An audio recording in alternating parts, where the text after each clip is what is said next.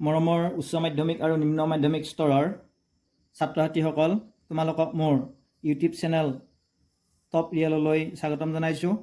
আজি আমি আলোচনা কৰিম পৰিমিতি মেনচুৰেশ্যনৰ বিষয়ে। যিটো বিষয়ে আমি আলোচনা কৰিম সেইটো সকলোৰে বাবে দৰকাৰী। নিম্ন মাধ্যমিক স্তৰতো খাটে আৰু উচ্চ মাধ্যমিক স্তৰতো খাটে। এটা প্ৰশ্নৰ জৰিয়তে আমি শিকিবলৈ যত্ন কৰিম।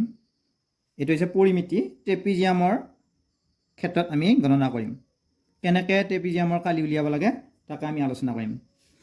প্ৰশ্নত দিয়া আছে এটা ট্ৰেপিজিয়ামৰ সমান্তৰাল বাহু দুটাৰ মাপ 10 চেণ্টিমিটাৰ আৰু 18 চেণ্টিমিটাৰ আৰু সমান্তৰাল বাহু দুটাৰ মাজৰ দূৰত্ব 5 চেণ্টিমিটাৰ হ'লে ট্ৰেপিজিয়ামটোৰ কালি উলিওৱা। এতিয়া তাৰ কাৰণে আমি কি কৰিব লাগিব? প্ৰথমে 10 চেণ্টিমিটাৰ বাহুযুক্ত, এইটো 10 চেণ্টিমিটাৰ বাহুযুক্ত বুলি আমি ধৰি লওঁ। 10 চেণ্টিমিটাৰ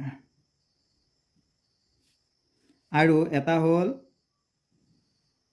18 চেণ্টিমিটাৰ, এইটো অলপ দীঘল। তাৰপিছত আমাৰ ট্ৰেপিজিয়ামৰ আকৃতিটো আমি আঁকি ল'লোঁ। ট্ৰেপিজিয়ামৰ কি থাকে? দুটা বাহু সমান্তৰাল আৰু দুটা বাহু সমান, কিন্তু সমান্তৰাল নহয়।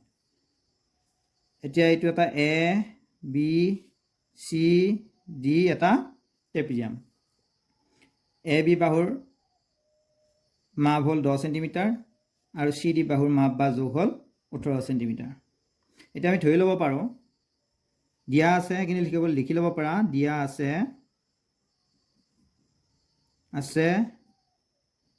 ট্ৰেপিজিয়ামটোৰ বাহু দুটাৰ মাপ ক্ৰমে 10 চেণ্টিমিটাৰ 18 চেণ্টিমিটাৰ এনেদৰে লিখি ল'ব পাৰা। ধৰো এটা বাহু অৰ্থাৎ এ বি বাহুটোক আমি ধৰি ল'ম। ধৰো এ বি বাহু, তাৰ নাম এ দিব পাৰোঁ। এ ইজ ইকুৱেল টু এৰ মান কিমান? 10 চেণ্টিমিটাৰ 10 চেণ্টিমিটাৰ। আকৌ আনটো বাহু ধৰি ল'ব পাৰোঁ চি ডি বাহু, তাৰ নামটো আমি গণনা কৰি ল'ব পাৰোঁ চমুকৈ বি হিচাপে। এনেদৰে আমি লিখিব পাৰোঁ। চি ডি বাহু বা বিৰ জোখ কিমান, মাপ কিমান? 18 চেণ্টিমিটাৰ। এইটো আমি লিখি দিলোঁ 18 চেণ্টিমিটাৰ। এতিয়া অতি সহজে আমি গণনা কৰিব পাৰিম। ট্ৰেপিজিয়ামৰ কালি উলিওৱা সূত্ৰ এটা আছে। এতেকে ট্ৰেপিজিয়ামটোৰ কালি, ট্ৰেপিজিয়ামটোৰ কালি কোনটো trapezium? A B C D ট্ৰেপিজিয়ামৰ কালি। ট্ৰেপিজিয়ামৰ কালি সূত্ৰ হাফ ইনটু এইটো বাহু আৰু এইটো বাহুৰ যোগফল এ প্লাছ বি। তাৰ লগত পূৰণ হ'ব উচ্চতা। উচ্চতাটো মই আলোচনা কৰা নাছিলোঁ। উচ্চতাটো হ'ব এইটো উচ্চতা। ইফালৰ পৰা এনেদৰে ল'ব পৰা, নাইবা ইয়াৰ পৰা এনেদৰেও ল'ব পৰা। এইটো হ'ব উচ্চতা, তাৰমানে এইটো লম্ব উচ্চতা হয়। ইয়াৰ মান আমাক দিয়া আছে কিমান? 5 চেণ্টিমিটাৰ। এইটো 5 চেণ্টিমিটাৰ 5 চেণ্টিমিটাৰ। এতিয়া তাত আমাৰ কি হ'ব? এইটো উচ্চতা এইচ বুলি আমি নামাকৰণ কৰিব পাৰোঁ, সেইকাৰণে ইয়াতে এইচ দি দিলোঁ। ইফালে কালিৰ একক হ'ল বৰ্গ একক। এতিয়া হাফ ইনটু এৰ মান কিমান আছিলে?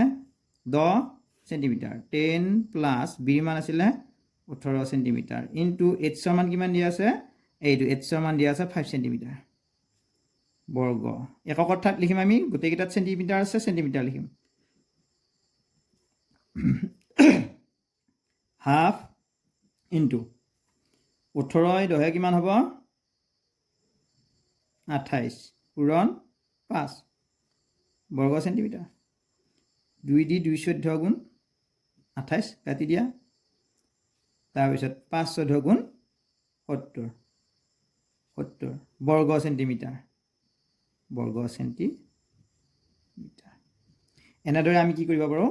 যিকোনো ট্ৰেপিজিয়ামৰ আকৃতিৰ বস্তুৰ বা ট্ৰেপিজিয়ামৰ আমি ক্ষেত্ৰফল বা কালি উলিয়াব পাৰোঁ। এইটোৱে হ'ব আমাৰ কালি। কালি উলিওৱা সূত্ৰটো তোমালোকে মনত ৰাখিবা ট্ৰেপিজিয়ামৰ কালি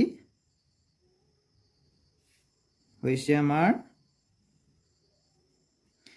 হাফ ইনটু সমান্তৰাল বাহু দুটাৰ এই দুটা বাহু সমান্তৰাল বুলি কোৱা হয় ইহঁত দুটাৰ যোগফল a প্লাছ বি ইনটু কি পূৰণ কৰি দিব লাগিব h পূৰণ কৰি দিব লাগিব h মানে উচ্চতা লম্ব উচ্চতা আমি পূৰণ কৰি দিছোঁ গতিকে এইটো হৈছে আমাৰ ট্ৰেপিজিয়ামৰ কালি এইখিনি উচ্চ বা নিম্ন স্তৰৰ সকলো শ্ৰেণীতে আমাক কি লাগে এনেকুৱা ধৰণৰ প্ৰব্লেম কিছুমান থাকে এনেদৰে আমি সমাধান কৰিব লাগিব আজিলৈ ইমানতে এৰিছোঁ আকৌ অহা ক্লাছত আমি লগ পোৱাৰ প্ৰতিশ্ৰুতিৰে ধন্যবাদ জয় অসম।